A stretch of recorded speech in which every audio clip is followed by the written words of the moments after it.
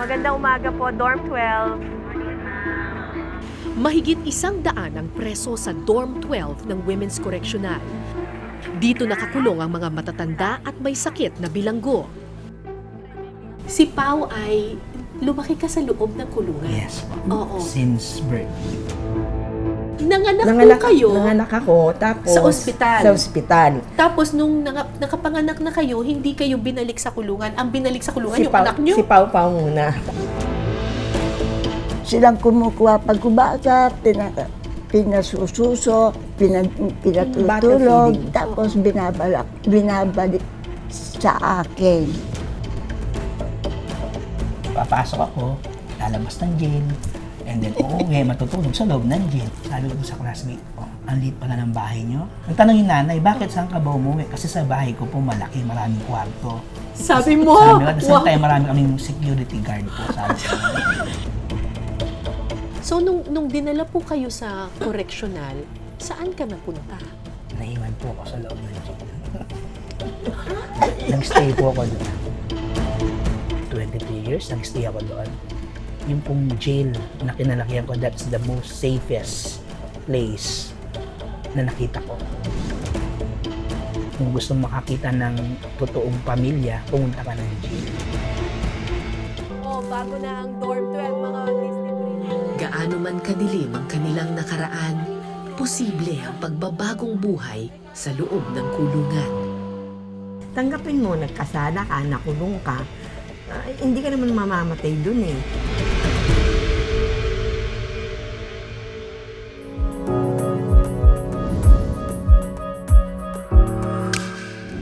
Magandang araw po mga kapuso. Welcome to I Listen. Pamilyar ba kayo doon sa pelikulang Miracle in Cell No. 7 tungkol doon sa isang bata na lumaki sa loob ng kulungan kasi yung kanyang magulang o yung kanyang tatay ay nakapiit noon.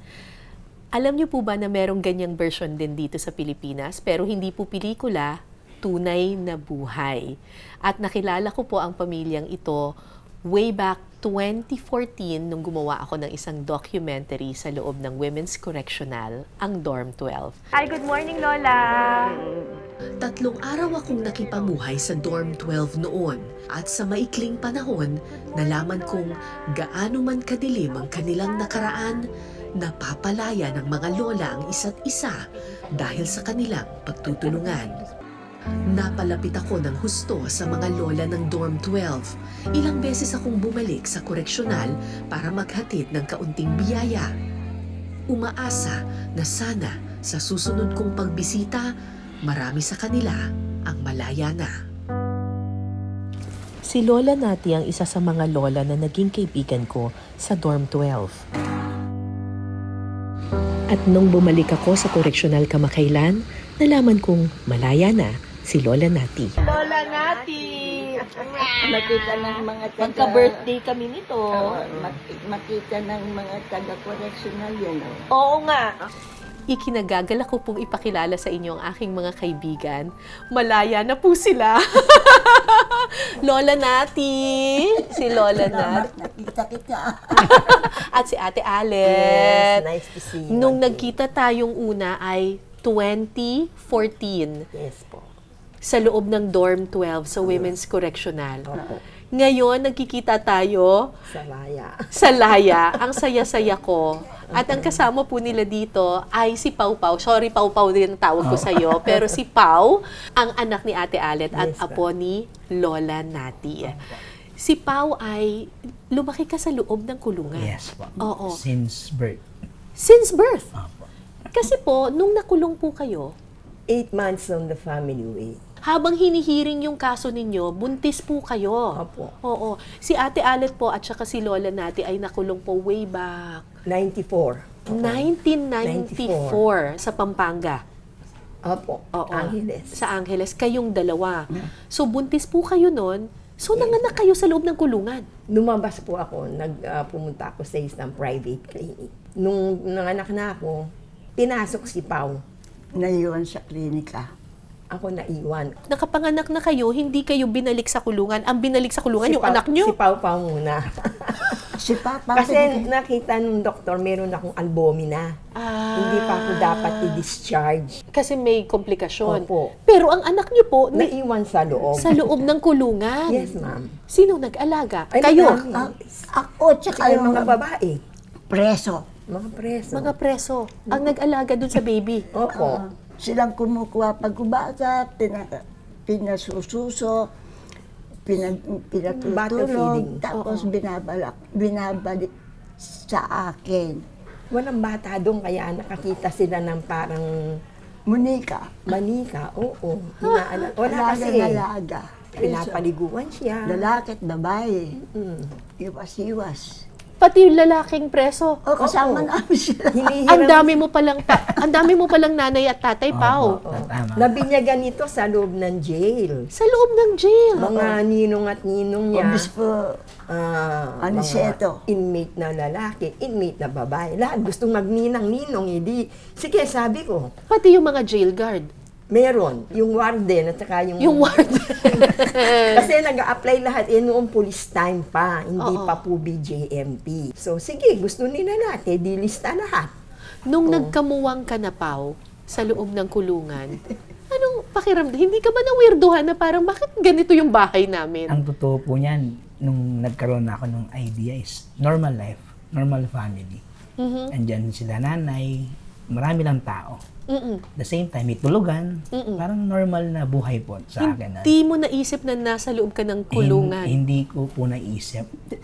Once lang po nung nag-aaral na ako outside, bahay nung classmate ko, Oo. pinuntahan namin. Oo. And then, kwentuhan kami nung nanay niya. Oo. So that's grade 1. Oo. Sabi niya, sabi ko dun sa classmate ko, ang liit pala ng bahay niyo. Ako gano'n saan niya. Sabi ko gano'n. Ay, ang tanong yung nanay, bakit saan ka ba umuwi? Kasi sa bahay ko po malaki, maraming kwarto. Sabi mo, Sabi ko, at the same wow. time, marami kaming security guard po. Sabi ko. Tapos nagtanong yung nanay, bakit saan ka ba umuwi sa 174 po? Sabi ko gano'n. Ano yung Yung 174? pong jail, yung kampo. kaya, So, ang kala nila mayaman Mayaman ka. kasi maraming Oo. kwarto at maraming security. security. Yung pala, sa kulungan Sa ka pala kulungan. nakatira. Tapos sinatid po nila ako kasi akala nila parang nagbibiro lang ako. Oo. Doon po nila na-meet si mother nun. Tapos, Yun, doon po nag-start na nalaman ko na, yun nga, umuwi na po ako sa jail. At the same time, yung classmate ko, naging best friend ko. oo. Hanggang mag-graduate kami ng LM. Hindi ka naman nila niloko sa school na Hindi po. nakatira ka sa loob ng kulungan. Yung pong iba natatakot sa akin eh. Kala nila, siyempre alam nila, laki ako sa loob. Oo. Mga kasama ko doon, puro bros ko, Oo. puro may mga tattoo, kaya walang nagtitrip sa akin. During high school na, pagkamalan pa ako leader ng gang eh. Dahil pag dumarating na po ako, naghihiwalay na yung mga estudyante. Kasi alam nila, doon po ako na lumaki umuwi. ka sa kulungan. Opo. Pero ako, it's normal for me. Wala akong naramdaman na lungkot. Oo. Siguro nalungkot na lang nung umalis sila mother, nung matatransfer na sila sa correctional. Bakit po? Ilang taon po si Pao noon, lola natin, nung sinabing... Nung dinala na ako sa correctional, nag-aaral na ito, grade 6 siguro. Grade Mag-high 6. school. Para high school. Pero anong pakiramdam niyo po noon nung sinabi na hindi niyo na po muna makakasama si Pao Pao kasi... Hindi ko sinabi sa kanya. Kasi yung mga preso, pag sinasabi sa akin, at saka sa kanya, niloloko siya, pinaiiyak siya. Pupunta na ng correctional yung lola mo, iiyak. Iiyak. Kasi, Tapos nung nangyari po yung araw na talagang pupunta na kayo ng correctional at Ala! Masaya pa ako eh. masaya kayo? Oo. Iiwan ninyo si Pao Pao. Si Alet ang kasama. Pinamana ko yung tinda, nagtitinda kasi ako dun eh. O, siyang umakong magtinda. Kayo po, Ate Alet, nung sinabi po na kailangan nyo nang iwan yung anak ninyo. Siyempre, worried ako dahil ma'am, alam mo naman sa ganyan, yung management, paiba-iba. Merong considerate, merong hindi. Kinuha ko sa dasal, pray. Yun ang ginawa ko, huwag naman sana, Lord, kasi kawawa yung anak ko, wala nang nanay, walang tatay, tapos Walang mawawala pa lola. siya ng bahay. Yung bang gano'n, kasi ang G lang house niya eh. Oo. Wala namang kaming ibang titirahan talaga. Oo. So, Kinuha ko sa panalangin. So, nung dinala po kayo sa correctional, saan ka napunta? Naiwan po ako sa loob ng jail. Nag-stay po ako doon. Naiwan So, sa yung jail. nanay mo tsaka yung lola mo, nilipat na ng correctional, Yes, women's po. correctional, kasi na-convict na sila. Bawal kasi. Pero ikaw, hindi ka dinala ng correctional. Hindi po. Naiwan ka sa kulungan. Nag-stay po ako doon. Buti na lang po yung management during that time, kilala nila ako. Nung nag-start pa lang sila, bata, baby pa lang ako. And then nung bumalik sila, may mga position na. Hanggang? Hanggang nagtatrabaho na po ako nung nagtuturo. I mean, Sa loob ka ng kulungan yes nakatira. po. Papasok ako, lalabas ng jail, and then uuwi, matutulog sa loob ng jail, Sino ang kakain. naging mga magulang mo doon? Yung po mga jail officer tsaka yung mga PDL. At the same time, may mga taong outside na alam yung kwento ko, tinutulungan po nila ako. Kaya nga, sabi ko nga during that time, nung umalis sila mother, sabi ko kasi sila mag-alala. Marami naman tutulong. Yung isa po nga doon, yung isang tumulong, yung sumintensya kay Apo. Yung judge. Binigyan ko pera. Yan po isang judge doon. Siya yung sumintensya. And then, nung nabalitaan na ako na lang mag-isa, pinatawag po niya ako. Sabi niya, anong year ka na? Sinabi ko, high school. O kung anong kailangan mo, puntahan mo lang ako sa branch, sa office. Yung mismong judge, Judge tinulungan na- ka. Oo. Yes, Napakabuti ng Panginoon, ano? Yes. God's good. Tapos yung pang mga ibang taong alam ko yung kwento ko, like sa Simbahang Malaki. Yan yung mga family na nakilala din outside. Marami pong tumulong. Kaya nga, sabi ko nga, at ito siguro yung plano ng Diyos sa buhay namin. Nakakatuwa kasi ang mindset ng mga tao pag pumasok ka sa loob ng kulungan, puro mga kriminal yan. Yes. Puro mga kinatatakutang mga tao, delikado ang buhay dyan. Pero sa kwento mo, ang daming busilak ang puso Totoo po. sa loob ng mga piitan. Correct. That's the reason po kaya I'm open book. Sa lahat po ng mga nakahalubilo ko sa laya, sa labas. Kung tinatanong lang, kasi sa school, during my high school life, madaldal po ako eh. I mean, hindi mo maiisip yung ganun pala yung family background ko. And then, pag may PTA meeting, doon nila nalalaman. Bakit walang kumukuha ng card ko? Wala po nag-a-attend kapag PTA. And then, yung mga teachers ko ng high school, yan, nalalaman po nila. Nalaman nila yung kwento ko. At kung nalaman po nila, marami mga teachers din tumulong. Hindi po kayo nag-alala, Lola, para kay Pau Pau? Hindi, pinagdadasal ko kasi puro pari at madre pumupunta sa akin, pati si Cardinal David. Oo. Ano pong pinagdarasal ninyo noon sa Panginoon? Binigyan ako ng abogado, yung pinsan mo. Oo nga po. Nung lumaya ako, hinahanap ko siya, nagpasalamat ako. Agad niya yung tinanong, sinong kumuha kay Pau Pau? Kami po, siyang nag-alaga sa amin. Pinagdasalan niya, salamat po Diyos ko, sabi. Gano'ng kahirap yung malayo ka sa anak mo, sa apo mo? Ay, siyempre, mahirap, ma'am. Siya Dahil, mahirap, ako hindi. O si Ate Alet na lang. Parang hindi mo mahal yung apo mo, ha? Hindi, kasi Grabe ka, Lola. Mas nag-enjoy po siya doon eh. Nag-enjoy siya doon. Oo. Ang ano lang, sa akin, pag may okasyon, halimbawa, yung mga, lalo na yung Pasko, no? New Year, and then yung mga Mother's Day, darating yung mga mother nung mga... Tapos, Ako wala lang, basta gumawa ko ng working assignment ko, nagmamassage ako. Yun na, parang Mother's Day na rin sa akin, no? Kaya parang Pasko. pero Ito- lagi mong iniisip si Pau Pau. Opo, siyempre, lalo na pagka may nakita akong isang akosa na malungkot. Bakit? Tumigil na mag-aral yung anak ko, hindi na kayang ma-afford. Sabi ko, swerte pa pala ako. Thank you, Lord, swerte pa ako. Kasi kahit malayo kami dalawa ni Apo, nakakapag-aral si Pau. And then, madalas naman nun, pag kami time siya, nakakadalaw siya. Kaya nagkaroon ako ng dalaw, kami dalawa ni Apo. At sa biyaya ng malasakit, mapapalaya nila ang isa't isa. Alam ko po na isa po kayo dun sa mga pinakamahihirap na dorm dito. Maraming mga matatanda, maraming mga walang dalaw, maraming wala nang bumibisitang pamilya, maraming wala nang makain na maayos. Pero Dahil sa pagbibigayan at pagmamalasakitan ninyo sa isa't isa, kayo po ang pinakamayaman na dorm.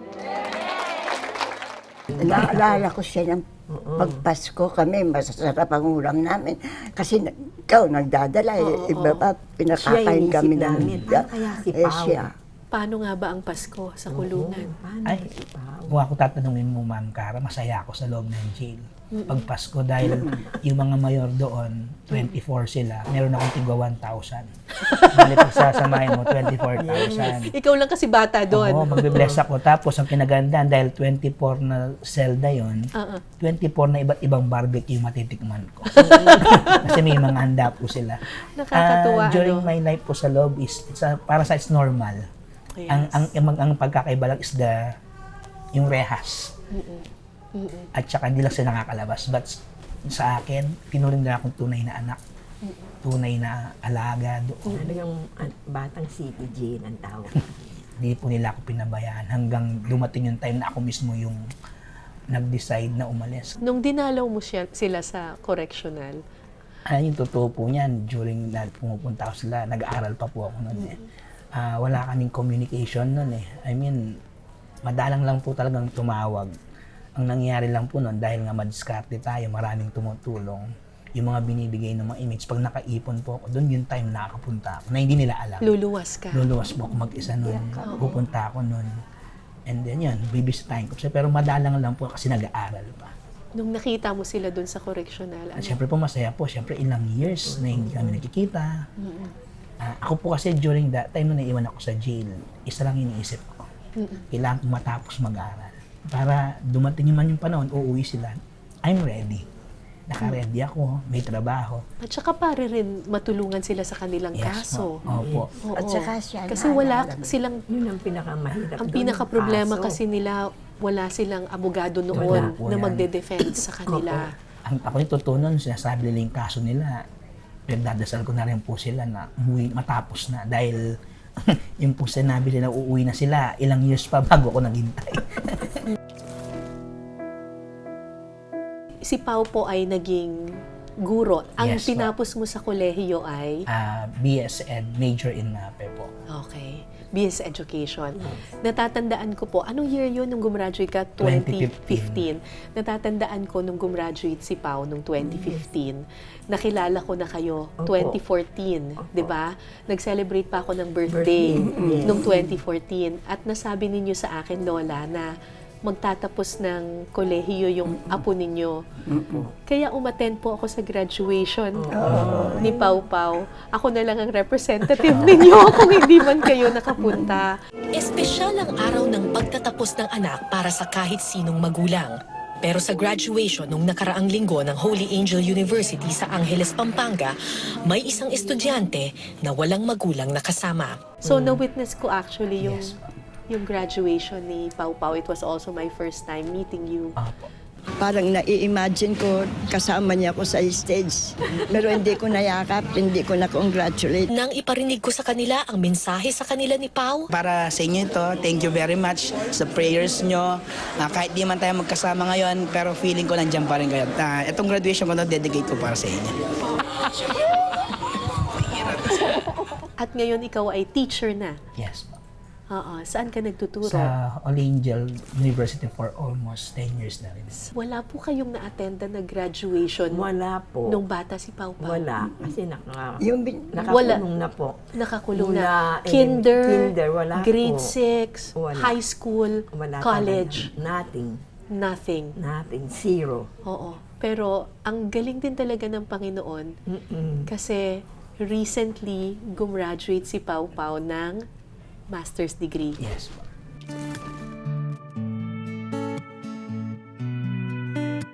And that was the first graduation na na-attendan ninyo. Yes. Ano pong pakiramdam ninyo nung... Ay, ako, ang saya-saya ko eh. Medyo, ayoko maging emotional kasi masaya eh. Oo. Medyo teary eyes pa ako. Tapos, umakyat kami sa stage kasama yung girlfriend niya. Eto pa kamo, yung isa dun sa mga sir dun. Oo. Akala, apo ko si Pau. Oo. Sabi niya, ay, apo po niya si Pau. Sabi niya, Ay, hindi po, anak ko po. Ay, kayo palang mother ni Pao. Kasi po, wala silang nakikita eh. Sabi ko, okay lang po, sabi ko. Ano pong pakiramdam ng umakyat sa entablado? Ay, masarap, masaya. Wala na bang susunod? Kayo po, Masaya. Lola, nakita ko po yung picture ninyo. Sinuot niyo pa po ata yung toga ni Pao. Ano pong Alam mo, pakiramdam nung nakita ako, niyo pong gumraduate ang apo ninyo? Masaya ako. Nag-aleluya ako habang inaano nila yung Sombrero. Toga, sa sa kanya. toga, oo. Holy Spirit, salamat po sa paggabay ninyo sa akin. Hindi ako nakakalimot sa dasal. Bagamat man ako nakakalimutan kung gusto ko sabihin sa iyo. Tapos sabi ko, pahabain mo pa po ang buhay ko para makita ko naman siyang doctorate. PhD na raw ang susunod. Nawili kayo sa pag-akyat sa entablado, ha? Gusto niyo PhD na ngayon. Yes. Kasi yung kasama niya, nagpupunta sa bahay yun. Doktor na ngayon, lumipat ng ibang lugar. Ang laki-laki daw ng sahod, sabi. Ang paglaya ng mga natitira pang lola ang tunay na panalo. Kailan pa kaya ito darating? Ikaw naman, Pao, anong pakiramdam mo nung tumawag si Lola tsaka si Mama mo? Nung- Nasabi nila, malaya na kami. Yung totoo po Hindi yan. na alam. Nagde-date po kami nung girlfriend ko nung kumakain kami. After nun, Oo. wala po akong idea during that day. Nalalaya na Nalalaya sila. Then may tumawag ng unknown number. Mm-mm. And then, na-boss na sila, may pa-house ka ma. Bakit ka napatawag? Sabi ko sa kanya. Gabi na. Oo. Nandito namin sa Marquee, exit. Dito po sa NLEX. Nasa exit na sila. Marquee. Anong ginagawa mo? Diyan na ako. Inisip mo baka tumakas. Po, kasi di ko naman alam na uuwi Baka tumakas sila. sa kulungan. Oh. Nakalaya na kami. At, ba't ninyo lang sinabi ako ganun? Nataranta po kami nung girlfriend ko. Bumili kami ng kama kasi doon sa apartment ko, isa lang yung kama para sa akin. Bumili kami ng mga gamit na blower, sa blower. Tapos, pati yung girlfriend ko, na-stress din eh. Kasi di rin alam anong gagawin. Kasi po, Nung doon nakita nyo na sila. pinakain ko muna po kasi gutom na daw si Lola. Oo. Sabi, Pero masaya po. Masaya anong po. pakiramdam nung, wow, finally, simula nung pinanganak ako, palaging sa kulungan ko lang nakikita ang nanay ko at lola ko. And finally, ngayon, sa laya ko na sila nakikita. Yung pong time na yun, yung pinakamasayang moment sa buhay ko. Kasi yung talaga mga unexpected blessing, yun talaga yung pinaka-the best na binibigay na blessing ni Lord, yung mga hindi mo in-expect. Kaya during that day, masaya ko dahil I'm with my girlfriend, sasalubong sa kanila. Tapos yung sa community ko saan ako nakatira, sinalubong din sila Ng pag-uwi. barangay. Isang barangay ang sumalubong Kasi sa alam po inyo. nila yung kwento ko doon sa community, doon sa barangay ko saan nakatira. Mga kapuso, si Lola Nati tsaka si Ate Alet po ay nakulong for 25 years. So, nung umuwi po kayo sa inyong barangay, Ay, tuwan-tuwa kami. Kasi, sinalubong talaga kayo. Mga preso rin. Hindi, yung iba kasi, yun ang pinaka-second family ni Pao. Yung time community na- po kung saan ako nakatira.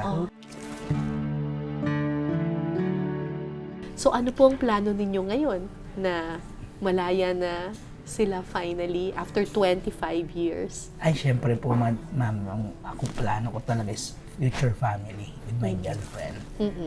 Ni-ready ko na rin sila dahil malapit na rin po, hopefully. And syempre, marami pang moments with them. Marami pang bonding. Yun nga, pag may time po, lumalabas kami. Pasalamat pa rin sa Diyos. Ay, opo. Kahit na after 25 Ay, opo. years. Tsaka continuous po yung prayer. Kasi marami pa po kaming hinihiling eh. Like, gusto namin magkaroon kami ng sariling bahay. Like, yung syempre mag-aalaga ng mga apo, yung mga ideal family. Yung pang hindi ko na-experience, ma'am. Ang alin? Mag-alaga ng apo. Malapit na niya. Si Lola Nati ay 90 years old na Yes. ngayon. Yes. Oo, pero hindi ko na sila makikita. Ay, Ay, Ipagdarasal natin na mahaba pang buhay ninyo. Marami akong natutuhan sa ilang beses kong pagbisita sa koreksyonal. Oh, bago na ang dorm 12, mga Disney princess. Gaano man kadilim ang kanilang nakaraan, posible ang pagbabagong buhay sa loob ng kulungan. Siguro final question ko na lang. Kasi lahat tayo parang merong mindset about ano ba yung buhay sa loob ng kulungan. Kung may mensahe kayo sa mga nanonood sa atin ngayon, nakikinig sa atin ngayon, tungkol sa ano ba talaga ang buhay sa loob at ano ba ang dapat na pagtrato nila sa mga PDL? Yung mga nagsasabing masama, tapos pakikita sa TV, hindi totoo. Mapagmahal ang mga preso. Matulungin. Inuna namin yung relationship namin sa Panginoon. Pagka inisip mo yung maraming bagay sa laya na hindi mo na dinala, mapufrustrate ka. Acceptance ang ano doon, ma'am. Acceptance. Tanggapin mo, nagkasala ka, nakulong ka. Hindi ka naman mamamatay doon eh. Magbago ka. Yes, kailangan maging mabuti kang inmate, ika nga. Huwag kang pasaway. Ikaw, Pao, kasi ikaw, lumaki ka sa piitan. Sa school, no, kapag may outreach, pag sinasabi ko yung jealous beneficiary, nalulungkot lang kasi yung mga ibang parent. Ayaw payagan yung anak. Dahil daw nakakatakot tsaka delikado. But for me, for almost 23 years, nag-stay ako doon. Yung pong jail na kinalakihan ko, that's the most safest place na nakita ko. And doon ko nakita yung meaning ng family. Nabanggit nila mother, nila lola na hindi ka papabayaan. Kung gusto makita ng mabubuting tao, pumunta ka ng jail. Kung gusto makakita ng totoong pamilya, pumunta ka ng jail. Kasi sa mismong jail, kasi yung mga PDL, nagkamali sila, they admit naman. Yung totoo po niyan, yung mga PDL na kalawa, kinukwento yung mga ginagawa nilang kaso eh. Sipin mo, may ang age yung kwento nila. So that's the reason siguro kaya natatakot din ako gumawa ng masasamang bagay na ano. Sila mismo tinuturuan nila ako na paano maging mabuting tao. Tinuturuan na paano yung magiging buhay sa labas. At the same time, sila, open din sila. Inaamin nila yung pagkakamali nila. At willing silang At magbago. willing silang magbago. At pagbayaran yung kasalanan. Yes, totoo po yun. Pero siguro, isa sa mga dapat na pagandaan ng society is paano sila tanggapin Correct. paglaya. Kasi, ang totoo po niyan, pag lumaya sila, may stereotype eh. May stigma. May stigma po na nangyayari na sasabihin, ay, sa jail yan, baka gawin na naman yung dati. Nakakalungkot lang pakinggan. Pero sila naman, nakita ko sa loob, pagsisisihan nila yung ginawa nila eh. Talaga makikita mo, lalo na pag nandiyan yung family nila, na hindi naman sila masama. Kasi kung masama sila, hindi na sila pupuntahan ng pamilya nila eh. Kung may nagawa silang pagkakamali, susuko na sila. At sila yung lagi nagsasama, magre-remind sa akin noon na laging magdasal, always remember po, may pag-asa. Habang may buhay, may pag-asa. That's the reason kaya I always share my life story among people po dahil gusto kong itama yung image ng prison. Lalo kapag may mga pelikula, pinapakita, may riot, may gulo. Napakalayo.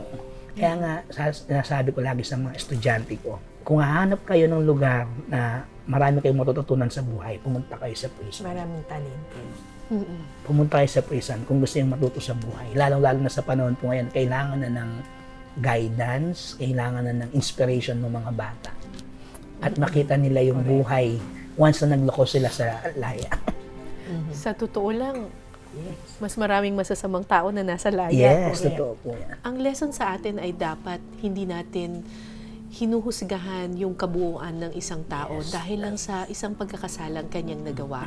Lalo na kung na-admit na niya yung pagkakasalang ito, pinagbayaran na niya, bigyan natin sila ng pagkakataong magbago. Give them a chance. Give them a chance. Hindi pa huli ang lahat. Kung after 25 years, who would imagine makakaakyat kayo ng entablado para sa graduation ni Pau Pau? Correct. Opo. Anything is possible. Yung mga building na pinupuntahan ko, nawawala eh. Maraming salamat sa thank you inyo. rin po. Thank you, Ate Ale. Thank you, Yes, Lola Ma'am Nati. Rowena. Thank you, Pau Pau. Salamat for being an inspiration to a lot of students and to a lot of people. Maraming salamat po. Alam niyo po mga kapuso, marami na po akong documentaries na nagawa sa loob ng piitan. Kasi palagi ko itong sinasabi, sa loob ng pinakamadidilim na selda, posible pa ring sumilip ang pag-asa. Amen. Amen. Ako po si Cara David at ito po ang I Listen.